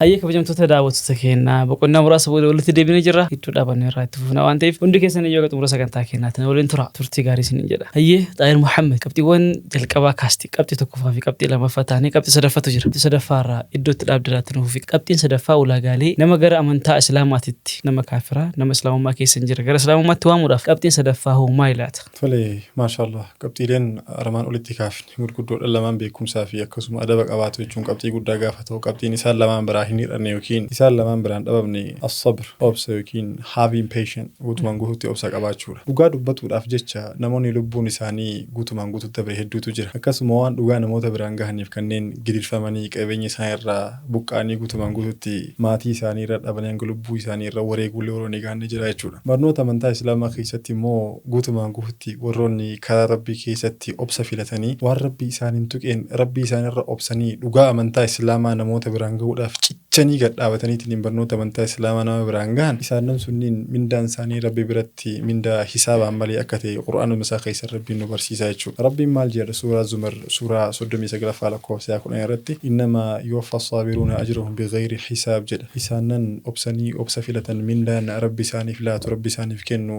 hisaabaan malee yookiin daangaadhaan malee isaaniif kenna jedha qur'aana isaa keessatti. Ergamaan rabbii salaatu rabbi salaamu alayhi jireenya isaanii keessatti gaafa risaalaa amantaa islaamaa waan rabbiin isaan irratti wahii godhe namoota biraan gahan sababa dhugaa dubbachuutiif qofa ilkaan isaanii kan cabe sababa dhugaa dubbachuudhaaf qofa kan qabeenya isaanii irraa buqqa'uutti dirqamanii makka akkaan jalatan keessaa godaananiif jechuudha. Sunnaa ergamtootaati sunnaa udamaa'aati sunnaa nama gurguddaati dhugaa dubbataniif dhugaa isaanii irra jibbamanii dhugaa isaanii irratti qeeqamuun uumama jiru jechuudha. Mata jabeeyyiin Qureesh rasuulli salaatu rabbi salaamu alayhi waan wahii rabbi isaanii irra godheef tokkichummaa rabbiitti isaa waamaniif qofa kan rasuulaan diinomanii rasuula labsii du'aatiif akkasuma labsii isaan baqachiisuu isaan irratti murteessanii iddoo isaan deeman maratti isaan ajjeesuuf adamsaa turan. Guutumaan guutuutti namni gaafa dhugaa dubbatu ni jibbama. Gaafa jibbamu immoo tarkaanfii gochaatiif tarkaanfiilee jechaa fukkisaa maratti irratti fudhatama waan ta'eef namoonni waan kanneen irratti rabbiif jecha obsuudha qaban. Rabbi illeen quraanuma isaa keessattis ta'inu bis-sabri was-salaa obsaa fi salaataan gargaarsiifadhaadha salphamate jechuudha. Kana gaafa siin jedhu tarii adeemsa keessa karaalee da'awaa kana keessatti gufuu fi gufaanni hedduun nama mudachuudha mala. Waan nama mudatu kana guutumaan guututti irraa qulqullaa'uu hin danda'an. Dhugaa dubbatuuf namuu dhugaa dubbateef najaa bahu jecha namaa ija namaa jalaa bahuu hin danda'u waan ta'eef gaafa qeeqaman gaafa hidhaman gaafa arrabsamanii fi tarii gaafa haga lubbuu fi irra dhabuu irratti illee gahan rabbiif jecha obsaa amantaa islaamaa didiriisuuf karaa amantaa islaamaa keessa gadhaabatu jechuun waan guddaadha jechuudha. Rasuulli rabbii salaatu rabbi salaamu alayhi hadiisa isaanii keessatti illee isaan nu barsiisan maali? Hadiisa isaanii lakkoofsa hadiisa 1649 irra jiru maal jedhan? No one can be given a blessings better than patience. Namni barakaa yookiin toltuu mindaa khayrii guddoo kennantan jiru nama obsa rabbisaaf kenne irra jiran ergama rabbi salaatu rabbi salaamu alayhi. Obsa jechuun mataadha ijoodha jechuudha. Hadiisa isaanii biraa keessatti illee maal jedhan? Nama obsa rabbirra barbaade obsa kajeele obsa hajame rabbiin obsa isaaf kennaa jedhan barnoota isaanii keessatti. Guutumaan guutuutti islaamummaa keessatti dhugaa dubbatuudhaaf jecha bakki itti qeeqamanii jibbamanii sanuu yeroo namoonni islaamummaa ilaalcha dogongoraa akkana fudhatan jiran kana keessatti dubbiin namaa jechi namarratti dheerachuudha mala. Sababa kanaaf jechoota fofokkisaa darbatanii namoota daangaa amantaa isaanii cabsanii isaanii waa jechuudha. Islaammaan of qusadha nun jedha waan ta'eef obsa filatanii osuma qeeqaman osuma arrabsaman osuma cunqurfaman tarkaanfachuutu irra barbaachisaadha jechuudha. Maaliif hojii harkaa qabnutu waan seelaanii nun jedhu irra caala jechuudha. Osoo beekanii ergaa namni daa'iin kun ittiin deemu osoo hubatanii waan rabbiin daa'ii kanaaf bor isa mindeessuudhaaf isaaf qopheesse silaa isa waan jedhan isa waliin hojii kana gabbaa waan ta'eef jechuudha. Kanaaf gatii qeeqa namaatiif yookiin waan namaan jedhu kamirraayyuu qulqullaa'uudhaaf obsa nama barbaachisa waan ta'eef qabxiin sadaffaan isa obsa jennuun kana. Rabbiin suuraa Yaasiin keessa gaafa nuuf maal jedha? Namni gaafa dhugaa dubbatee dhugaa rabbi isa beehisan gaafa namoota biraan gahu sababaa saniif jibbamoo akka danda'u fi ajjeefamuu akka danda'u numa hima. Suuraa Yaasiin boqonnaa 36 lakkoofsa 25 irratti sababaa namni tokko namootatti dhufee amana jedheeniif isa ajjeesan dhakaadhaan waqaranii jechuudha. So bakki itti dhugaa dubbattee lubbuu kan kee dhabdu guutumaan guutuun nama jira waan ta'eef iddoolee akkana kanneen irratti obsuudha. Osoo dhugaa dubbattu osoo khayriitti nama ajajuu jechuun kun waan guddaadha beektaa. Isa kana waan ta'eef akka amantaa islaamaatiitti guutumaan guututti inni jalqaba daa'iin tokko beekumsa qabaachuu qaba jennee lammaffaarratti adaba qabaachuu qaba kan sadaffaa immoo obsa. Isii afuraffaa fi isii xumuraa ofumaa kiyyaatti dabaluudha barbaada. Isiin afuraffaa fi isiin xumuraa immoo ruhii hojii kanaa kan taate al-ikhlaas jaalala rabbiitiif jecha hojii ofii qulqulleessu jechuudha. Ikhlaas jechuun jechuun salphamatti jaalalummaan rabbii qofti ridammaan rabbii qofti hojii keenya keessa dhufee qubatudha. Waan daliinu guutumaan guutuun rabbii fecha qulqulleessuudha. Beekaa ta'ee beekumsa isaasan isaan hajjanii fi itti fayyadame khasaaraadha hongoodha jireenya akhiraa keessatti namni kun akkasuma adabni isaa kun guutumatti akhlaaqa qaba nama gaariidha seenaa hidhee fi kun godhataa illee guutumaan guutuu hongoodha itti aansuudhaan ammallee obsi isaa kun obsa riyaa barbaachaaf obsa qaba isaan hajjanii fi ta'ee guutumaan guutuu hongoodha ergamaan rabbii salaatu rabbii salaamu alayhi akka ikhlaasni hojii kamuu keessa barbaachisaa ta'e nuuf himan ammallee wanti isaan nu sodaatan shirkul asgar shirkii xiqqoo jedhan sanniin keessaa akka ikhlaasa jechuu ikhlaasa dhabuudha riyaa jechuu guutumaan guutuutti shirkii xiqqoo na argiidhaaf ridaa namaa barbaachuuf ridaa rabbii lashi godhanii jaalala namaa barbaachuuf hawwii hojjechuu jechuudha. Daa'ii namaan haa jedhaniif yookaan daa'awaan kun ulaagaalee kadhamaan olii kanneen guutatee kan hojjetamu taate kan afraffaa kan ikhlaasa kan hin guutatin salphina jechuudha. Rasuulli salaatu rabbii salaamu alayhi biddi jahannam akaakuu gosoota nama sadii irraa qabsiifama jedhan akaakuu sadan keessaa qabsiifaman keessaa inni tokko nama waan dalage hojii isaa keessatti hojii isaa jaalala rabbiitiif hin qulqulleessinii ridaa namaa barbaachaaf jecha ridaa rabbii lashi godhee waa dalage rabbiillee qur'aana keessa gaafa nuuf himu biddi jahannam akka namarraa qabsiifamtu nuuf hima isiillee sodaadhamu jedha suuraa baqraa boqonnaa lakkoofsa aayaa 24 wattaquu naara allatti waquuduhaa annaasu wal hijaara sodaadhaa ibidda qabsiifaman isii namaa fi akkasuma dhakaa irraa ta'ee jira. Guutumaan guututti hadiisni dheeraan tokkollee numa jira kan namoota jihaada godhanii akkasuma waa baratanii kunniin guutumaan guutuu wanni inni kennu namni hojii hojjetu keessatti yoo rabbii fecha dalagaa ofii hin qulqulleessin jaalala rabbiitii jecha hojii ofii guutumaan guututti masakin yookiin galiin dhaabin ulaagaaleen armaan oli kaafne sadan sun jiraattee tan afraffaatu yoo keessaa dhabamte akka fakkeenyaan jasada jiru tokko keessaa ruuhiin fuudhamuuti gatiin qabu kana jechuun qullama ta'eetiin hafaa jechuu ifaajiin kun kanaaf ifaajeen daa'awaa daa'iin tokko ulaagaaleen silaa inni dirqama irratti guuttachuudhaaf qabu hundarra barbaachiftuillee kan taate al-ikhlaas dalagaa ofii rabbuma fecha qulqulleessu jaalala rabbiitiif jecha hojii kanatti gadi bahuudha jechuudha. Tunniin ulaagaalee daa'iin tokko daa'awaa gochuudhaan dura guuttachuudhaaf qabu ulaagaan kun immoo daa'ii hordoftoota amantaa biraa qabu kan islaamaa waamamu osoo hin ta'in namoota rabbii isaanii yaadachiisuudhaaf qabaachuu qabdu keessaa isii takka yookiin isii ijoodhaa jedheetiin itti amana. Ulamaa'ni qabxiilee kanneen guddisee bal'isee irraa kaasa. Anillee yeroo naa kennametti fayyadamuudhaan qabxiilee itti amanuu fi faayidaa uummata kanaa qaba jedhee yaadu qabadheetiin inni waan asirra dhiyaadheef kana keessatti rabbi nu haa gargaaru mara kennayyuu nama dhagee itti fayyadamu nu haa godhu namatti himuu qofaa miti beektaa waan namatti himtu kan ofiifillee hojjettee namatti illee agarsiisuu qabda waan ta'eef islaamaallee sanitti nu qajeelcha nama dhagee irraa fayyadamu nama waan dhagee kanallee itti hojjetu rabbi nu haa godhu wanta namni akka dongorannee laan fudhannee barbaadu tokko akka jechaatiin hin jiru daa'iin tokko da'awaa gochuudhaaf dirqama guutumaan guututti ulamaa ta'uu qaba yookiin beekaa ta'eetiin gabboo qabachuu barbaadeeti miti wannan jechaatiin hin jiru daa'iin tokko da'awaa gochuudhaaf heeraaf seeratti bulmaata amantaa islaamaa shari'aa islaamaa eeggachuudha qaba. Shari'aan islaamaa qabxiilee hankaase kanneen gurguddoo afran ijoo qabxii gootee tajajji qabxiilee kanneen yoo xiqqaate guuttachuudhaaf qaba jechuudha barbaadeeti. Guutumaan guutuu kitaaba kumaatame dullaa kaaman dubbiseetiin da'awaa gochuu qabachaa hin jiru daa'iin tokko garuu waan beeku san hundeetti hiddatti gadi fageessee beekuudha. Ergamaa rabbii salaatu rabbii salaamu alayhi riisanii hirsa Bukaarii keessatti bal'ikoonni yookaan waan irraa dhageettan geessa maaliif jecha takkallee hin taane jedhan geessuun kun bakkitee lamatti addaan ba'a jedhan ulamaan islaamaa tokkoffaa ergama san akka hubatanitti akka sirrii ta'etti namoota biraan ga'u lammaffaa immoo ergaa san namoota biraan ga'u waliin hiddatti hiika ergaa sanii guutumaan guutuu hubachuudha jechuun da'awaan yoo beekumsa illee sirriitti qabaachuudhaaf baatan waan beekan san xiqqeessanii akkuma beekan san sirriitti gadi fageessanii beekan da'awaa gochuun nu danda'ama jechuudha. Kanaaf islaamummaa keessatti ikhlaasni waan akkaan barbaachisaadha. Waaman karaa rabbii keessa ta'e tokkollee hojii isaa guutumaan guutuu jaalala rabbiitiif rabbiin qofa jaalachiisuudhaaf argamsiisuu qaba waan ta'eef ikhlaasni barbaachisaadha jechuudha. Maasha Allah haala ajaa'ibaatiin ulaagaalee namni daa'awaa godhu tokko daa'iin tokko guuttachuu qabu jettee yaaddu yookaan immoo akka amantii islaamaatti dirqama wantoota afran kanneen qabaachuu qaba jettee yaaddu bakka afuritti qooddee afranuu tartiibaan himteerta martinuu ammoo tokko malee kan taane jalqabarraa haga dhumaatti ka walitti hidhatu jechuudha. Namni tokko kana keessa tokko keessaa hir'ate jennaan akka waan bilaashaatti kan ilaalamu afranuu kan guutamuu qabudha. Mee akka sagantaa keenya xumuraaf illee nu ta'utti sagantaa keenya illee xumuratti gochuudhaaf deemaa jira sa'aatii dheeraa fudhannee daawwattoota sifachiisuu hin qabnu xumura sagantaa keenyaatiif akka nu ta'utti namni waan afran kana beekumsa adaba obsaa fi ikhlaasa bakka tokkotti ka qabu akka fakkeenyaatti namni fudhachuu dandeenyu eenyu laata eenyu fakkeenya nu keetta nama daawwatuuf illee goolabbii akka ta'uuf jechuudha. Maasha Allah gaaffiin ati na gaafate kun gaaffii keessoo namaati waan rabbi namaa ibsirraa malee keessa namaa murteessuun ulfaataadha garuu namni ulaagaalee kanneen hunda isaatii guuttachuudhaan fakkeenya nu ta'u nama rabbiin quraana keessaa fakkeenya nuuf godhe rabbiin quraana keessatti ergamaa isaa fakkeenya nu godha waa mara keessatti maal jechuudhaan fakkeenya nu godha reeftaan illee kaasee jira suuraa ahzaab suuraa 33 lakkoofsa 21 irratti laqad kaana lakum fi rasuulillaahi uswatun hasana dhugumatti jechaaf gocha ergamaa rabbii keessa hidhannoo sirrii isiniif kaaheetiin jiraanoon jedha rasuulli jechaa fi gochi isaanii guutumaan guutuu alayhi salaatu wassalaam quraanaan walgalaa jechuudha.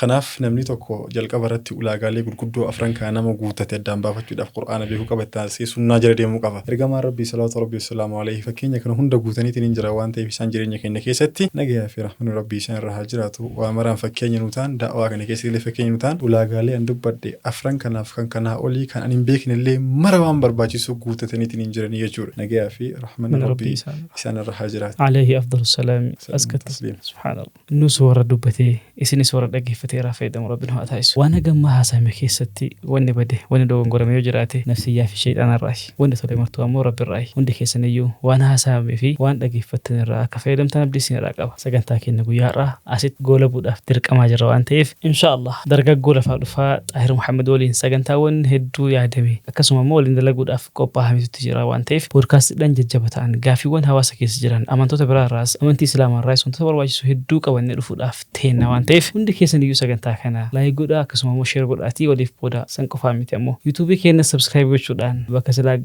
جهو كبونجها أكا هواس نبرالي وان كنا كوبا كباتينو يجوف ميشن كوداتي ولينجها سنجتشو بربادا ترتيها كما تاسف نكيست إسنسو نورين تاتني سكن تاكنا وان دقي فتنيف كلاتو مولفادا يروتان سكن تابراتين كيسوم موت براج الجبولين وهقول الدبنوتي والسلام عليكم ورحمة الله وبركاته.